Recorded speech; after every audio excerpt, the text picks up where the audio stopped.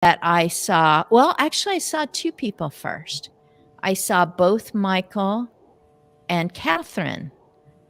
And Michael and Catherine reminded me that they aren't just connected through mutual friends and the global tea break, which happens the third Friday of every month. So this Friday is the third Friday of December. So global tea break, D. Scott Smith, motivational listener, and also my hubby, and also the producer of this show, and also Alan Hennessy in Ireland. So we've got Pacific Northwest of the United States and Alan, but you also get together on Mondays because you have minds and you are mastering things or encouraging each other or giving each other advice on what works, what doesn't. I got this new hack. You guys got to try this. Has anyone done this? Did LinkedIn, do you like this new doodly dad? Whatever it is, all you masterminders do. And Mitchell, you're just like, sure, I'll come. And I'm just like, thank you. So I call this Aging Better Network because Alan Hennessy said, everything that you're telling me, there's one word I know and understand really well, and that's networking.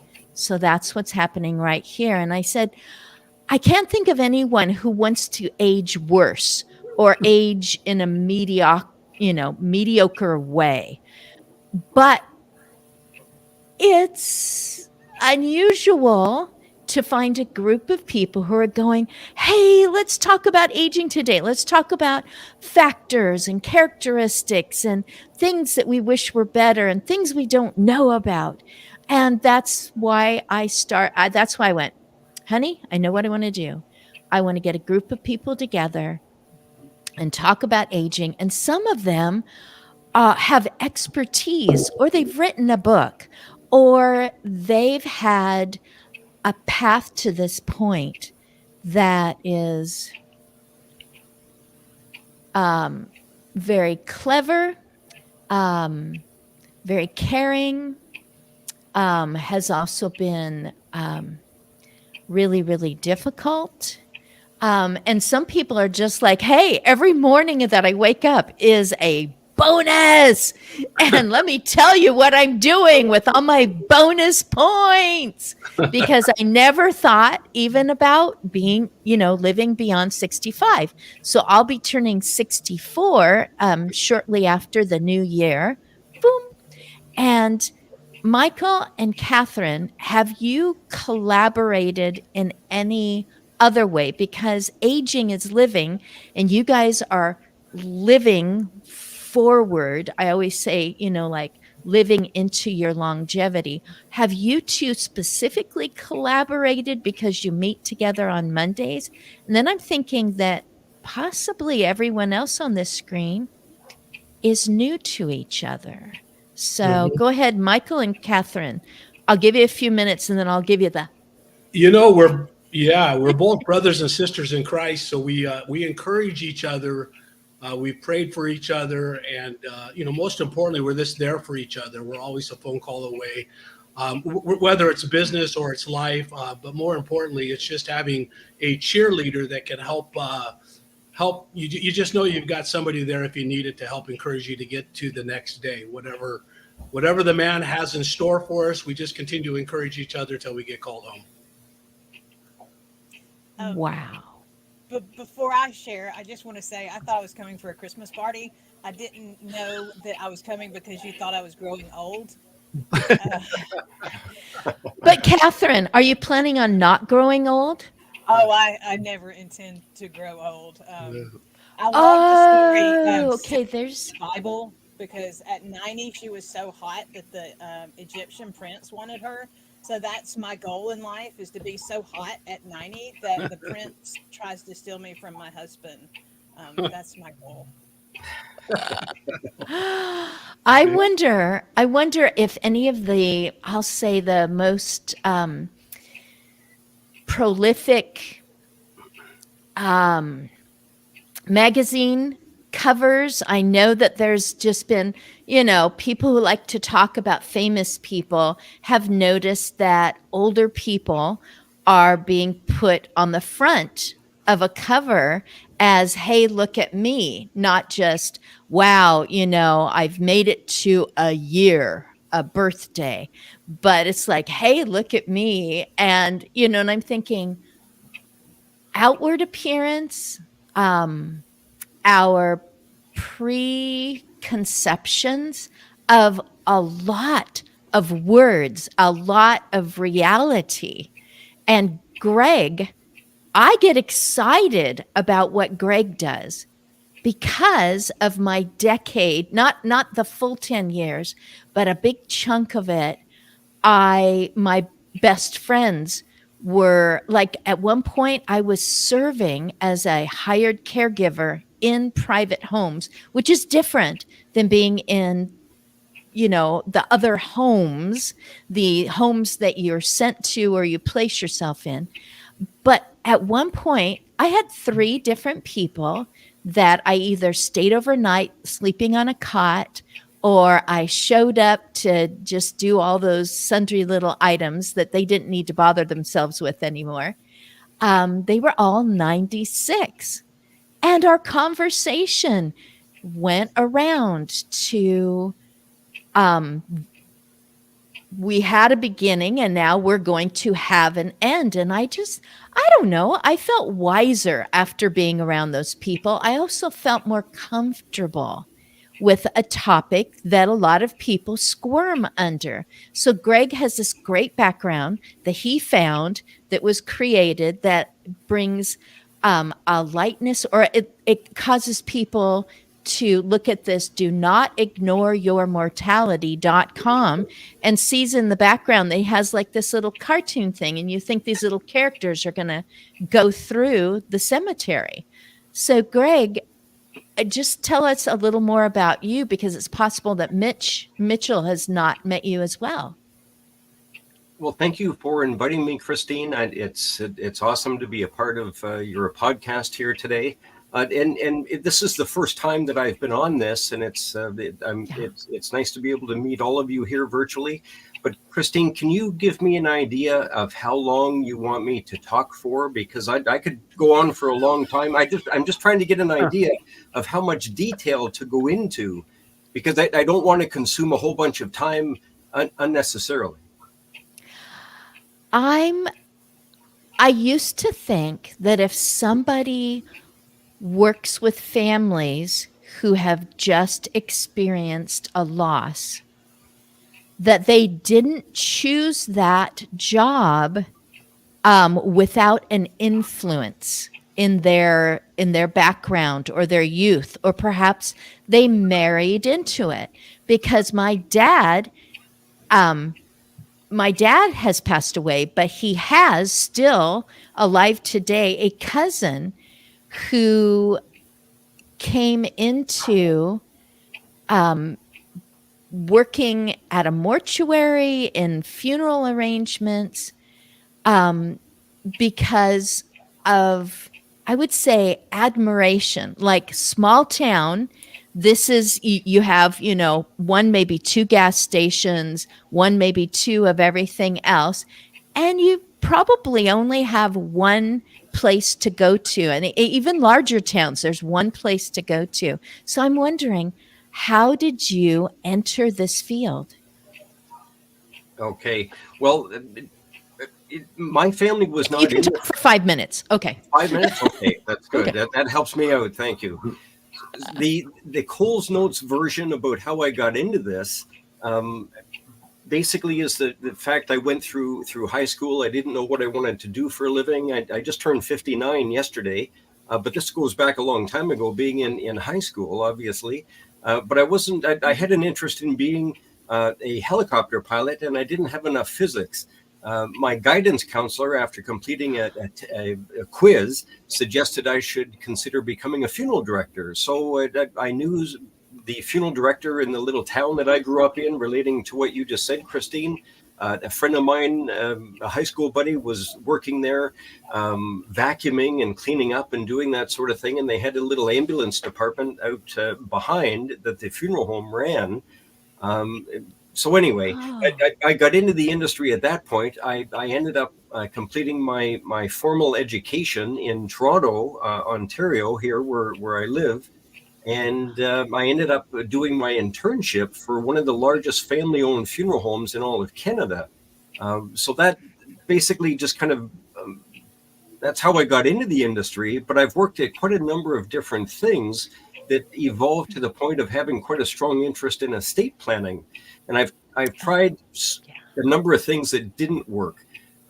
So I finally figured out that one of the things that I could do to make a difference in people's lives, because I saw as I worked as a funeral director, I saw as I worked as a financial planner as well, that so many people just didn't want to talk about these things. More and more people are talking about them and getting their will in place and their advanced care planning directives, their powers of attorney and so on. But I finally figured out, after a lot of turmoil and a lot of aggravation, that one of the things that I could do to make a difference, hopefully make a difference in people's lives, is to write a good quality book. And I ended up writing this book and publishing it. Do Not Ignore Your Mortality, Practical Advice from a Funeral and Financial Insider. And I published it with Friesen Press. And Friesen Press introduced me to a masterclass program written by David Chilton. I have his book on my shelf here. I should have grabbed it. But David Chilton was one of the top nonfiction authors in all of Canada, and he became a dragon on Dragon's Den, which is a Canadian version of Shark Tank in the US. So I'm following his masterclass program and marketing this, and I have just found out very recently that a life insurance company has recently decided to use my book and my message as the cornerstone of their sales campaign for 2024. And I also have a bank looking to engage as well. And I have two very prominent financial columnists reading my book currently. So it's starting to get rather exciting. I've heard this from other people who've been on my screen. I started August of 22 that say, when someone comes in prepared, for example, into an emergency room, emergency department, and they've got their information, they've got photographs of updated pills and everything's ready. Here's this human being who happens to also have skills. And they're there to help you survive whatever this next emergency or this current emergency is. And they're just like, again, the admiration. It's like, thank you. Wow. Who talked you into, how did you, after we get this taken care of, we're having a conversation. So that's what you're doing with people. And I love that you said insider. So my trivia question right now is, has anyone else on the screen tried to become some sort of pilot? Or because you started with, I wanted to fly helicopters, but I didn't have enough physics. And I'm like, well, that would have let me out right there, because I enjoy math as long as I'm understanding it, and then it's not my friend anymore. And so physics, I did get my Bachelor of Science because I thought it would be easier. I don't know. But it was in high school. Did anyone else take those tests? I remember them. The what you might be good at. Is that what it is? We did the what are you good at with the ASFAB to figure out which military job you should take. And I always wanted to be a fighter pilot. But I was 1 inch too short. Oh man. You've got a hair. You couldn't pile up the hair. Yeah. Oh my goodness. Okay, so we have one person who wanted to be a pilot. I do have pilots in my I have people who work at the airport, and I I think one of them actually flies too, but that's as close as I get. My husband was in the Air Force, so that was really familiar. Oh my goodness. So Mitchell or Dave, anything that Greg said that made you go, aha, now there's a segue to something that I've been part of, or anything that Michael and Catherine said? I guess I can jump in real quick, Mitchell. Sorry. Something you said there, Greg, was most people don't think about setting up their wills and powers of attorney, and I think from this group, I probably have a twist on that, as I wrote my first one at 22. Being in the military myself, we had to have one ready to go. So I kind of, and to your point, Greg, too, I wanted to be a pilot. I grew up at a point where Top Gun was the number one movie, and my dad was in the Navy. My dad's friends were pilots or cryptologists, but I knew in the end I probably was not going to be one because I had asthma as a kid. But I still ended up having a wonderful career doing cryptology after some time on the surface fleet. Wow. But we do take that as a little bit of a different perspective from the forces, where, okay, I'm 19 in most, the kids' cases, and I'm writing my first will. So we don't really think about it for most of us until a little bit later, I think. But that kind of struck out at me there, Greg. That's a good point, Dave. Wow. And the military, I don't know when entering the military required, at what point required people to think about their mortality. Just like you said, I still like that insider thing. It's like, ooh, what's the scoop?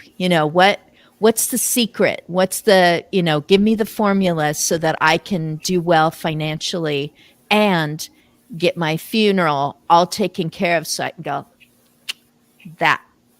that's taken care of. It's not off the list. It's actually completed. I like putting a stamp and, turn the page, that feeling of accomplishment. So, Dave, you did cryptology. Does that feed at all into what you're doing now, either hobby-wise or maybe coaching people, or in your current career? I'll say current career because you might have a different one. I've had 3 different earning money careers that are very, very different. So does any of that feed into now? Yeah, so I retired 8 years ago here in Virginia Beach, and I went into the cyber path, and cryptology, information security, cyber security, they all kind of mesh in pretty well. But I had some unique experiences while I was in the forces that I did special operations support, I did counterintelligence work, I did project management work for new capability, systems integration for technology. So those all kind of, I mentioned, they all kind of meld in together. Counterintelligence to information security. Oh, how do I protect my computers? Okay, that lines up. And it was just a year ago, January, I finally looked at my wife and I said, I'm quitting my job. I'm done sitting at a desk for the sake of sitting at a desk for somebody else. I was working 2 hours a day and having to sit there for 6 just because the contract said it. So I've started my own little, small business, which is really more a hobby than anything to keep me busy, doing cybersecurity private investigations, which ties back into that counterintelligence work. And then I've started focusing more on this is where I really appreciate you inviting me, Christine, was for the long time I had dealt with post-traumatic stress issues, and I finally said, enough's enough. What am I going to do to help live my life, not think about how every single day I can end it, which was very much happening. driving to work. Oh, geez, how could I drive my car off a bridge? And I don't want to get too maudlin, but those were the types of thoughts. Right. So I got into running marathons. I've run my second marathon, and I'm training for 3 next year. So those things that we can do to change our diet, our mindset, our body's reactions and the inflammation so that we can live a longer life and more productive and connected to other people has really intrigued me over the last 3 years. Wow. I found sitting at a desk was just not helping me live my life. Mhm. So I think you're definitely right on, Dave. It's my thing is dementia prevention. I'm a neuropsychologist, so I see 700 or so people with memory problems every year, and I've been doing this now for 45 years. Wow. So I've seen probably 30,000 people over this time who have had cognitive impairments, and many of them don't have durable powers of attorney. Many of them don't have wills. My questions often are at the end of that cycle as to whether this person can still have the ability to make a will, to be able to assign a durable power of attorney. It's one of the clinical questions, the medical legal questions we get asked. But at the early stages, I'm really impressed by hearing how you're turning your life around physically and in a connected kind of way, because the issue is not really how long can I live, moreover, how well can I live while I'm alive, yeah, and how well can I think during that period. And we know that out of 2 cases of dementia is preventable. And the question is, how do you become one rather than a 2? How do you fit into that healthier end of the spectrum? And that's why we wrote a book on dementia prevention, using your head to save your brain. Got it published earlier this year by Johns Hopkins Press. It's an audio book. It's on as well as on physical books. You get on Amazon, all different places. But it's really taking science, not the fads, not the, oh, here, eat a cup of strawberries a day. Oh, this is something that you can do that's a quick and easy fix. Because as you know from somebody who's decided to run marathons, it ain't easy. right. It's hard work, and nobody pretty much is going to do what you've done. That's really extensive, and that's wonderful.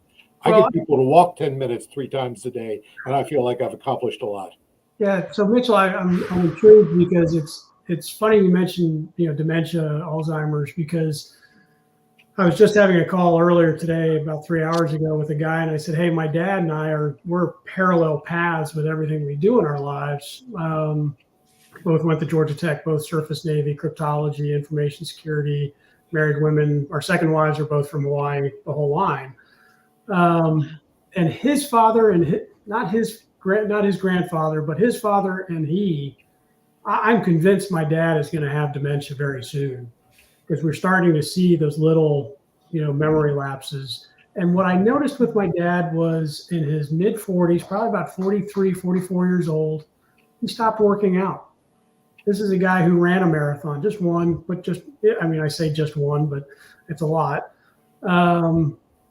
Used to play soccer, referee soccer, play basketball. I used to do all these physical things and then just decline. And I told myself many years ago, I'm not going to, well, let me caveat this with my true measure of success in life for me, as I joke to my dad, is I'm taller, thinner, and have more hair than he did at this same age. And I told myself I'm not going to go down the same path as he is, physically and mentally. And the guy is encyclopedic, but we're starting to see little gaps in his memory starting to show. So I don't want to be that guy. And I'm not the smartest guy. I'll never be as smart as him. I finally figured out, but I want to live a happy, productive life. Wow. I like that you brought that up, the dementia up too, because I lost my dad. My dad passed in February, and he was extremely active. He walked every day. He did his version of crunches, which weren't really crunches, but he was moving on a regular basis, and so we were happy about that. He was taking vitamins. He was making sure he got the right, supplements for his body. And we started noticing little things. the little things like he knew the Bible front and back, and when he started quoting scripture wrong or identifying who was the story hero, I started to get concerned. And then when he had cataract surgery, the anesthesia affected his memory, and then my brother convinced him to have kidney surgery, and he just never recovered from that. I mean, he started getting mean, and once he started getting mean, we knew we were on the downhill slide. Yeah, I don't think that people are ready for their parents. I know none of us are ready for us, but I don't think people are ready for their parents and getting their parents durable power of attorney and getting their parents a plan, because, you know, like you said, we don't want to talk about mortality. We don't want to talk about death. We don't want to talk about them not being here next Christmas. But if we don't talk about it, it becomes a shock, and then everything is overwhelming. Yeah. Yeah. 2 years ago, I sat my dad down and said, I don't have a good relationship with my sister. You need to lay all this stuff out. I don't want to. No, it's either that or it's not going to get done because I'm going to just give it to her. And he sat down and they did their will again just 2 years ago. Wow. So what you're really all talking about, I think, is that life unplanned turns out to be life poorly lived. Yes. That, the idea here is that we plan all these things as we're growing older. As children, we have plans for school. We have plans for where we're going to live, what we're going to do, whether we're going in the military or going to college or both, or what kind of job we're going to take. And we have all these plans. And then we get into midlife, we have our kids. And then people stop planning. They start saying, okay, my next plan is retirement. Right. What is that? That's like, for most people, sort of stepping off the edge and saying, okay, well, now I'm going to sleep in. That's great for a week or two. Yeah. But the question is, what am I going to do in this next part of my life? And so part of what we need to do, I think, is really take stock of where we are. It's one of the reasons why, as part of the book, but also at our website, we have a dementia prevention checklist where you can actually analyze where you're on target, where you're off target, and where you're near target, where you just need to be nudged into it. It's a free downloadable kind of questionnaire that people can fill out and then track what they want to do to plan to improve their outcomes. And that's so important. I think every one of you is talking about planning. And yet when we look at our health, we don't do enough of it. We're reactive. Oh, I've got this pain. In fact, our medical system's set up so that our doctors don't typically talk with us about prevention. They're all reactive. Oh, in fact, I was in for my evaluation, my yearly evaluation on Monday. And the doctor said, well, how you doing? I said, fine. He said, so, geez, your blood pressure was a little high when you came in, but it's okay now. And I said, don't you want to ask me about my exercise? Don't you want to ask me about what I'm doing in terms of keeping my brain active? Don't you want to ask me? I went through the whole list of things. They looked at me and said, stop it already, because he knows me to stop it already. I said, that's what you should be doing with everybody who comes in here. Don't you get it? That's what you need to do, because that's where the plan comes in. Don't wait till something hurts. We have health insurance. We don't have health insurance. We have sickness insurance. Yes. Yes. Yep. We need health insurance. Yeah. And we I've made a cognitive shift in my thinking of, I wrote an essay a few years ago called I'm not MIA, mental illness ashamed.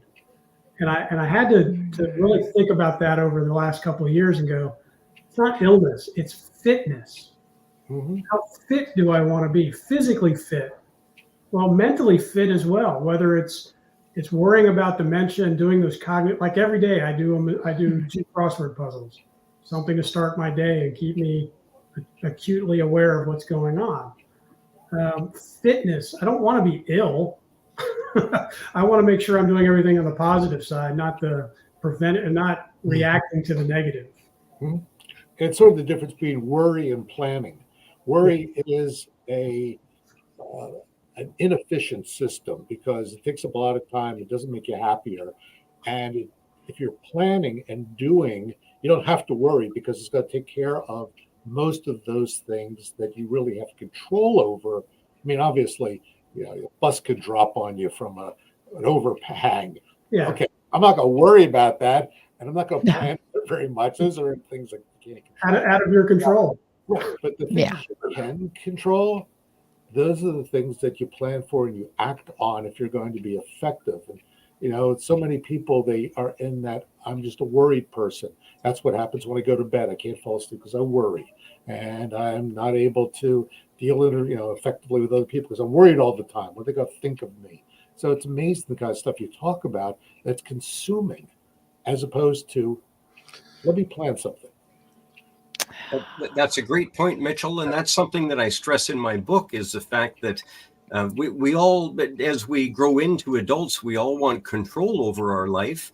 And you've brought up some excellent points here that I've been jotting down. I hope you don't mind if I use any of them because they're powerful. It's all free stuff, Hey! That's why I post on LinkedIn. It's like, okay, here's the thought for the day kind of thing.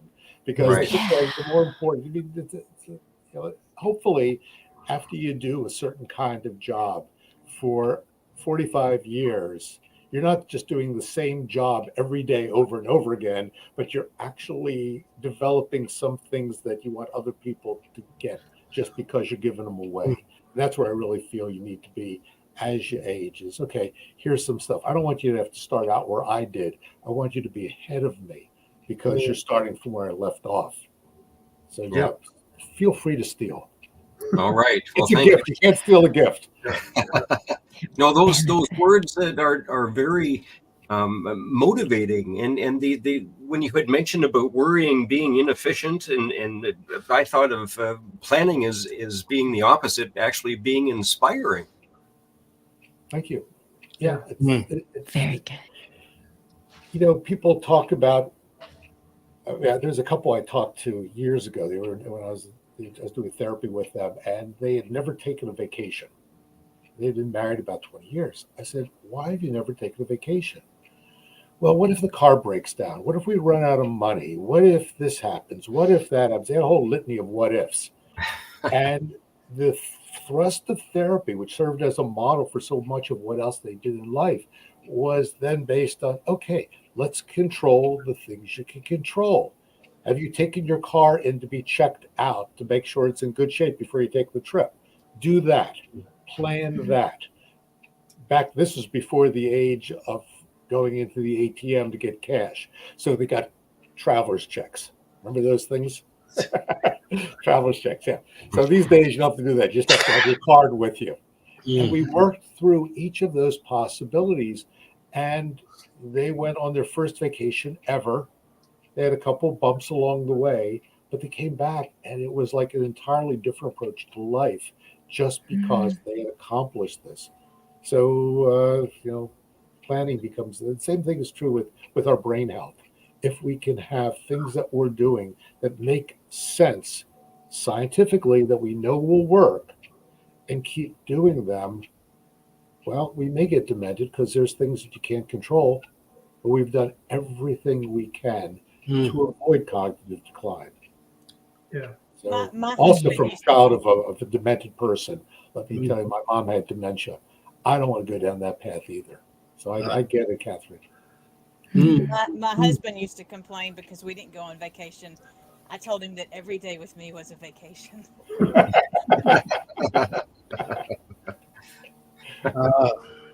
So good. So much good stuff being shared. I can't help but think about in my office, I have a sales team and we have a huge flat screen TV that's up on the wall. And at the bottom of it is numbers from 0 to 100. And, anybody that comes into our office gets to write their name down and their age of what they are. And I ask everybody, who's the oldest person that you know alive? And they usually stop and think, and it's usually grandma or grandpa that they get to, and they call that out. And I said, well, the average age of life in America for men is approximately 76, and for women, it's 81. And then what they typically do is they go up and put their number up on that bottom of the TV screen. And a lot of our sales rep teams is somewhere between the 20 to 30 something years of age. I'm 57 years of age. And what I encourage them to do is take a look at where they're at. And we're hopeful that because you join the Linkit family, that you'll become better because you're a part of the family. You might spend a career here, or you may spend a week here, but our goal is for you to get better. And the other thing I talked to them about is to get Jesus, again, without being a religious guy, get the eternity taken care of, whatever your faith or your belief is, believe in something. And so get that box checked. But while you're here, take a look at where you're at and ask yourselves, what are things that you can do to be better? The new year is upon us, and I want to write the book, The 5 F Words That Every Parent Should Teach Their Kids, which makes them all smile. But I talk about their faith, I talk about their finance, their fitness, family and friends, and having some fun. And I ask them on a scale of 1 to 10, how is your health? And if they give you a number, we typically know there's a few things that we need to be doing. Maybe it's the food that we're putting into our body. Maybe it's the exercise that we're giving, or the supplement, or just getting a good night's rest. But the goal is to get people to take action. And you're right, Dave, Mitchell, all of you, Greg, you're talking about, this physical life, you're going to go away, because I don't know anyone that's still going into 104, I think, is the oldest person that's been physically alive. But I mean, eventually you're going to get called home. Take the insurance policy. It's by his grace and mercy you've been saved. Figure that out later if you're questioning that, because faith is believing in something you can't see. But at the end of the day, just try to be the best version of you, and get instructions in place while you're of sound mind. So if you're not the best version of you, those family and friends can execute what it is that you want to have executed on your behalf as we get ready to get called home. So I do know of one lady who 115. Yes. And they had all of the, I don't know how many great grands, in one picture, the direct descendants down to the youngest one in the same picture. And Catherine, she was the person. She was Sarai. Was she still Sarai then? Who it is just, you're just looking at it going, no, you should 115 should look a little bit dusty, maybe some cobwebs. No, not at all. So pulling this all together, I've noticed that putting the word or the prefix pre, right? Pre coming before, it does happen a lot. And then there is a turning point where everyone's, I can't get it back in the screen, looking that way. That tends to be the feeling of, well, looking back on your long life, and it's like, ooh, culture shift. It's like looking forward to my long life. So you've got 1 to 100 on the screen, and the way that you live now, if you're thinking, as I approach my 100th birthday, without smirking and going, yeah, like that's going to happen, as I approach my 100th birthday, everything from goals I want to accomplish to what am I doing today, with that is just a normal view, because people start college thinking that they're going to graduate, that they're going to go forward. People get into a relationship thinking forward. People become, they go into a career or parenting or even a hobby thinking, wow, what am I going to do next? Whether it's something different or expanding on what they have. So pre-planning doesn't mean no more spontaneity. It doesn't mean, stick with the program and stay in that cookie cutter because you have to eat this way, you have to think this way in order to keep your life going, And it's like, no, it opens your possibilities for more spontaneous things that you can actually respond to and be part of and just enjoy, because you've pre-planned. Just like going on a vacation. You don't go on a vacation thinking, yeah, it'll be over in probably like a day, or something. You all that pre-planning, preparing. I am so grateful that each of you came today. We are not near the end of the hour, but I wanted to give you each a chance to say something. I know Michael has not written the F word book yet. So he Love the can't title. say available on Amazon. Yeah. Well, He it's loves all the in here, title. you know, well, let me show you. I got it right here. You'll like it because I've got the cover started, and those are actually my kids. And it's the 5 F words that every parent should teach their kids. And I hate the actual F word, but the kids tell me that, you know what, Dad, that's just a word. Don't get caught up on that. But, you know, those other F words are important. And I grew up in the casino industry where, you know, I took pottery and PE at the local college to get ready for my career of overseeing about 425 teammates. But you learn an awful lot around that poker table. Every walk of life would come into that casino. So lots of great stories. I've had a lot of great mentors and great coaches, and you know I've effed it up many times in life, and you know that's the goal, right? Is to on that scale to 1 to 10 is to move that F word to a higher number, and try to get everything in harmony. And it's not easy trying to get your finances and your health and your fitness and having a little bit of fun and family and friends. And it's been a great journey, but the book will come. Catherine, your Christine, your husband keeps pushing me, and you know, Catherine says, Michael, it's inside you. Get it out. The world needs to hear it. But you know, mainly it's just keep loving and keep encouraging and do what this group is doing. Each one of us have a shell of experience of information that the world needs to hear. So I appreciate you panel sharing from the heart. Michael, Greg would add funeral, right? Funeral, yeah. That your kids should know. Go ahead.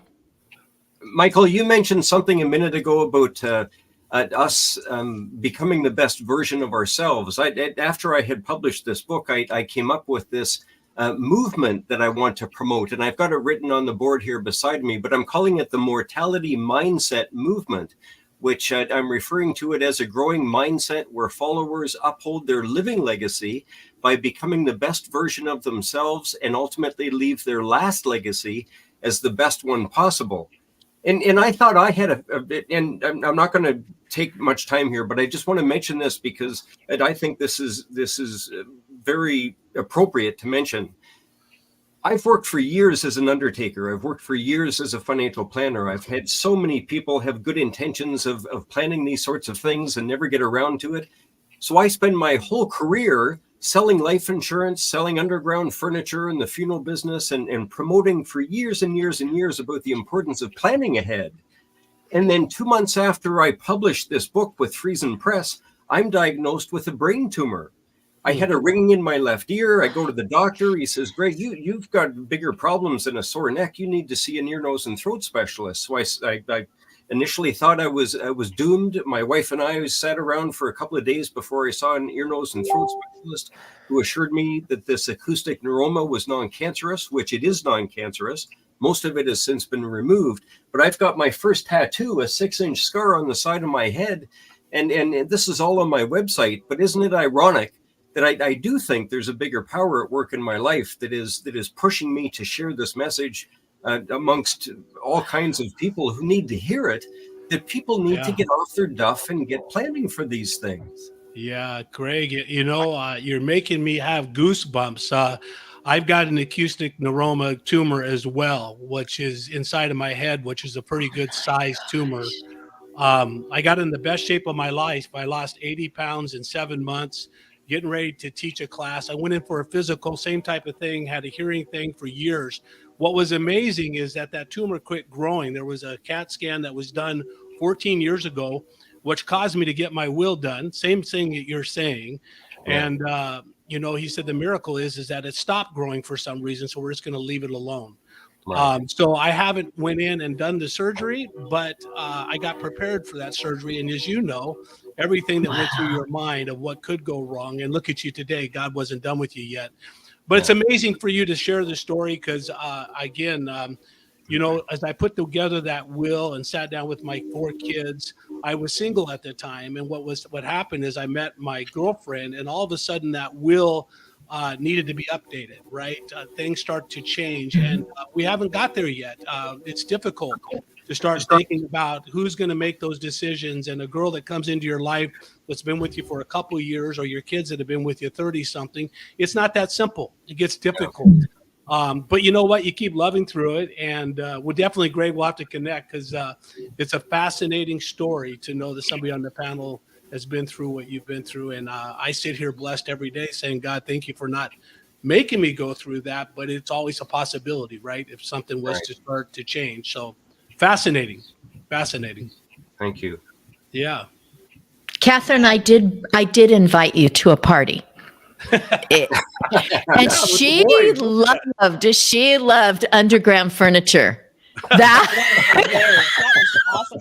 Totally stealing that for. I am an author. I'm a wordsmith. I love words, and I love snarky words. And to me, that is the ultimate snarky word right there, man. That's a snarky phrase, and I'm totally stealing that. And I'm stealing "life unplanned is life poorly lived." I will try to give y'all credit. I'm not guaranteeing anything, because sometimes I don't give myself credit. I like the "life unplanned is poorly," because I believe in plans. But I am so spontaneous. We were joking earlier about recipes and me always following the recipe. And I don't even, to me, a recipe is the starting point. It's a suggestion. It doesn't have any, it doesn't solidify anything in what's going to be put on the table. So I believe in making big dreams a little bit impossible, a little bit scary every single year, and then I break them down and I work them out. But I work them in balance. So I have a big dream for my aspiration, my stewardship, my transformation, and my fellowship. So work, stuff, health, well-being, and relationships. And I focus on all four of those areas. And that allows me, by having that plan, when something happens, like a tornado falling on your house, you can be very flexible in how you pursue those big dreams, how you pursue what you're doing, because you have the goals written in concrete, but your daily plans written in sand. So it's easy to shift and adjust. So this is the time of year. That wasn't a metaphor for Dave and Mitchell and Greg. That was not a metaphor. A tornado destroyed their home. Well, We Yeah. got our own personal private tornado. Tornado hit another community earlier that evening, and everybody always lumps us into that. And I was like, no, we got our own. The National Weather Service shows it landing on our house in their map, and then it went away. So we were the only house affected by that tornado at 9:30 on Easter night 2020, because 2020 wasn't weird enough. Lang family's just special that way. I totally interrupted. One of the guys was talking. Mitchell. I was just talking about this is the time of year where people start making New Year's resolutions, and most of which fail. And the reason they fail is because they don't do what Catherine does, which is they don't make them specific enough that it turns them into something they can do. They just start with the larger aspiration and stop. I want to be healthier. I want to be thinner. I want to be more fit. I want to be smarter. I want to be more connected. But the problem is that they then don't break it down into the small pieces. Where, what am I going to do? What's the first thing that I can do along that road? And that's mistake number one, because you got to start something that's actually actionable. But the other thing is, when you hit a bump, they then get thrown off and they say, well, that didn't work. I might as well, again, it didn't work. I've screwed it up again. Oh, well, it's never going to be better. And so if you want one quick thing to think about, tell them to deal with it like it's the cable company. Suppose your cable goes out, your TV can't work, or you don't get your internet. What do they always tell you to do? Unplug. Unplug, wait, and plug it back in. And so if you can get people to just say, okay, this was a bad day. I'm going to unplug. I'll start again tomorrow.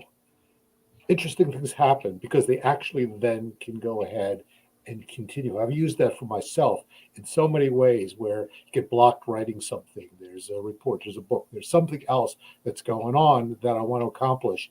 And I'm just having a terrible time doing it. And it's really important to give yourself permission to just unplug and go back at it again. Dave gets it clearly. I mean, it's the first one up there. Yeah, I do with computers. That's what we do. Well, why does that work? I don't know. It works though. Yeah, I took it from a different aspect, Mitchell, from life. And I went back and as you were talking, I said, okay, that's where my meditation has really come in to say, okay, it's okay. Yeah. I got a deep breath in. It calms the body. Chemically, I'm sure there's some reaction in there with my breath and nitric oxide through the nose that says, okay, everything's going to be fine. I can't change it. I just got to deal with where I am right here. Yeah, I call it focused flexibility.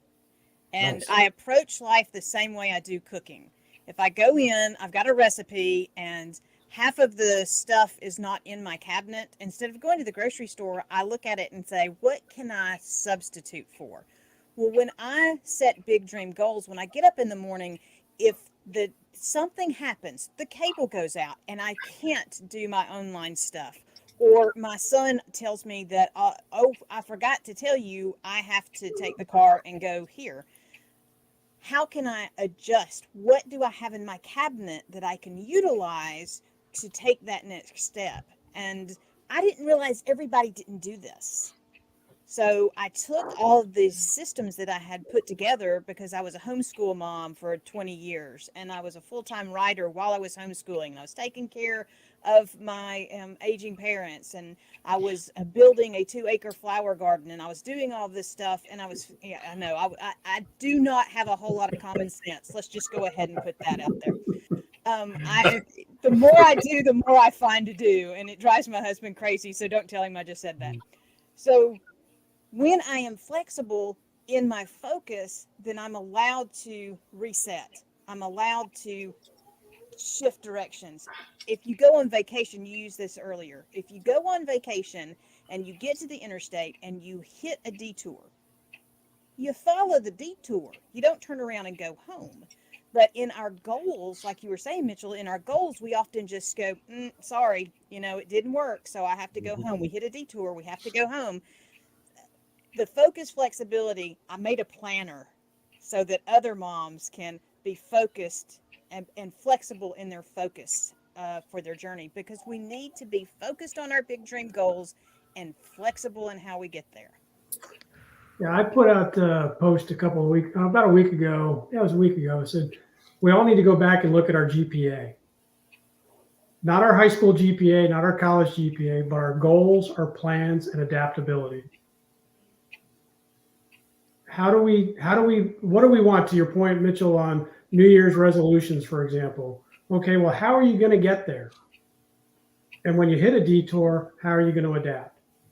That's what it came down to me, was the GPA. Like it. Yeah. Can adaptability be quantified? Is there a chart, measure, test, template that's put on being adaptable? Because I feel like that's different than being resilient. Resilient to me was, we're resilient. Children are resilient. The people of this nation are resilient. It's somehow coming round back to where we were. But adaptability is like new path, handling it, taking a deep breath and going, the circumstances this moment exist. It just is. Okay. I'm okay. I move, no matter adaptability. Has anybody ever explored that? I think your adaptability plays a lot into your planning. If you have planned for your journey, then you are much more adaptable in that journey. So a mom who has planned activities for the car, backup clothes for the car, snacks for the car, is much more adaptable when she hits the detours than someone who has not planned for the journey, did not fill up the tank, did not check the car before they got in and went on the journey. when you plan, you have in place the tools that you need when life throws you the curveball. Mhm.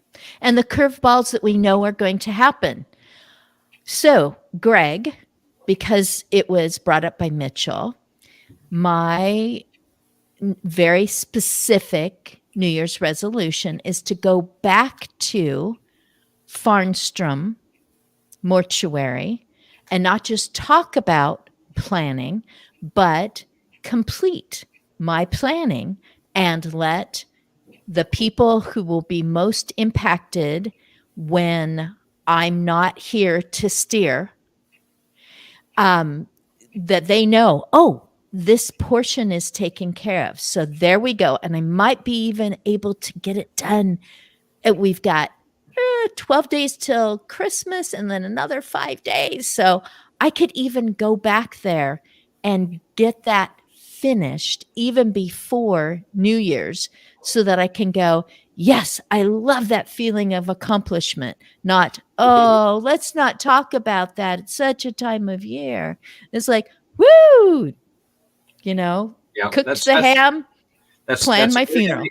That's a great idea to do that, Christine. And I would highly recommend you call the mortuary first and set up an appointment. Some people just feel that they can walk in and do this whenever they wish, but it just makes it easier for the staff at the mortuary to accommodate your wishes. But the other important thing, the only other thing I wanted to say during this show, and I think you're probably wrapping up here in another 4 minutes or so, and mine is brief, is that as I completed the research for my book, I was so pleasantly surprised to learn that this type of end-of-life planning actually reduces the stress of getting older. We love stress reduction. We love stress reduction. It's like, I need more stress. No. I'm glad you added reduction. Me too. Starting with Greg, give us 1 or 2 things that you want people to be able to get to, like get to you, get to your book, get to whatever you're recommending. So, Greg, how do people get to you or something that you recommend?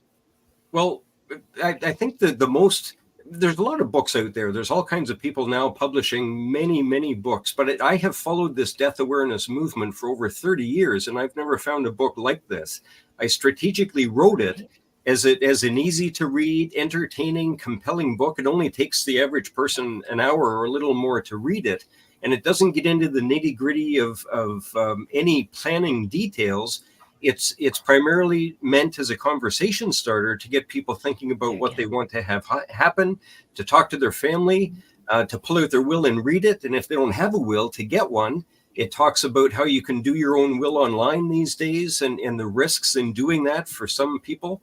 But the best advice I could give to anyone is just to go to my website. It talks about my story, and if people want to buy the book or check out the ebook or audiobook, they can do that there too. Do not ignore yourmortality.com. Dave Snell, do you want people to get in contact with you or to know about a website or anything?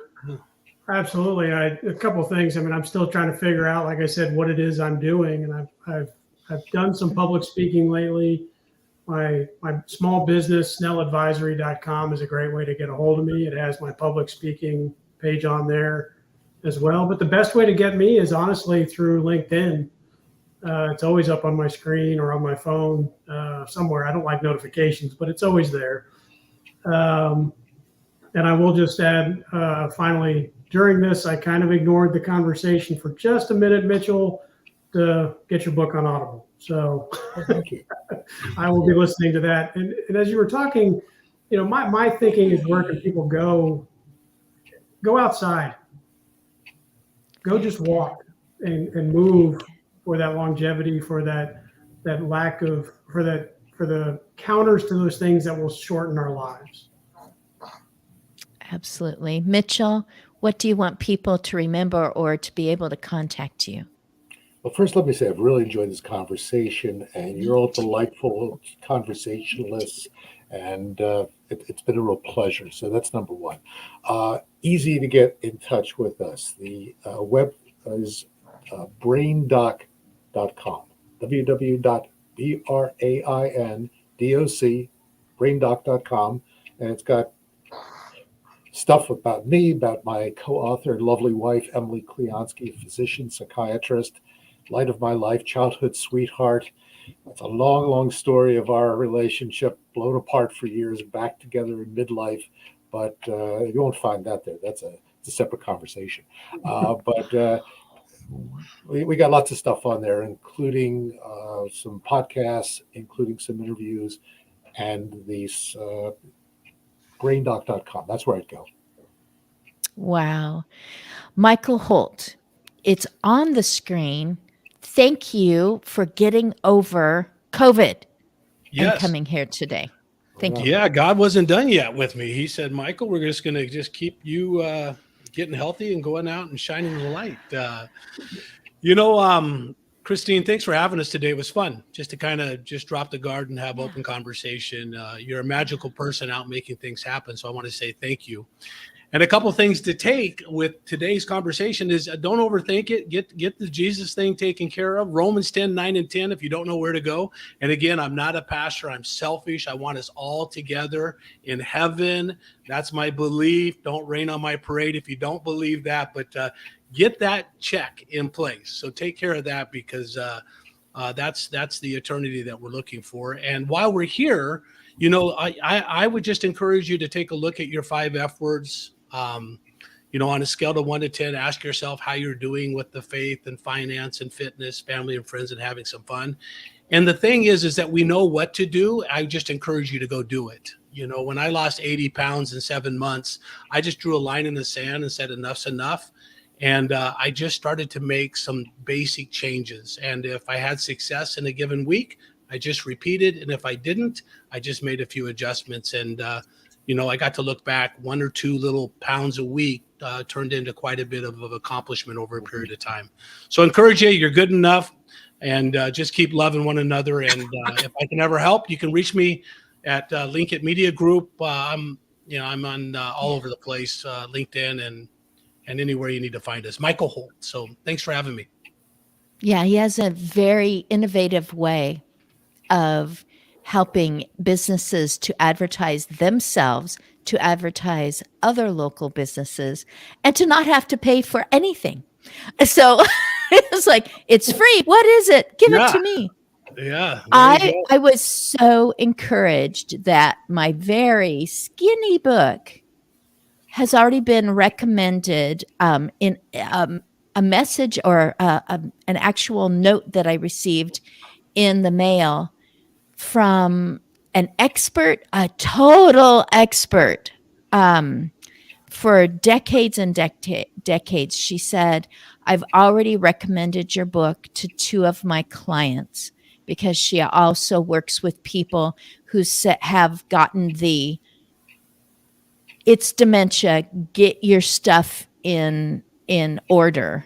And what about all the family and the caring people around who also got the gut punch of it's a disease that's not going to leave? And so I call it Caregiver Kit. And it's just what I experienced through the families where I served in their private homes, and what the size of relief and the size of regret, and just being able to put that together. Mitchell, I was only in 90 plus homes, but I could see there were 2 camps: the ones who wished they had, the ones who were so glad they had done this. And so I came up with the idea of having something physical that you go to when you think, is this me grieving again? Is that a kind of grieving? What's going on? And that the opportunities to grieve increase with the number of years. And this is my I call it pre-actor age. And this is a much thicker book, and it's just full of words, so that you don't have to think, I don't journal.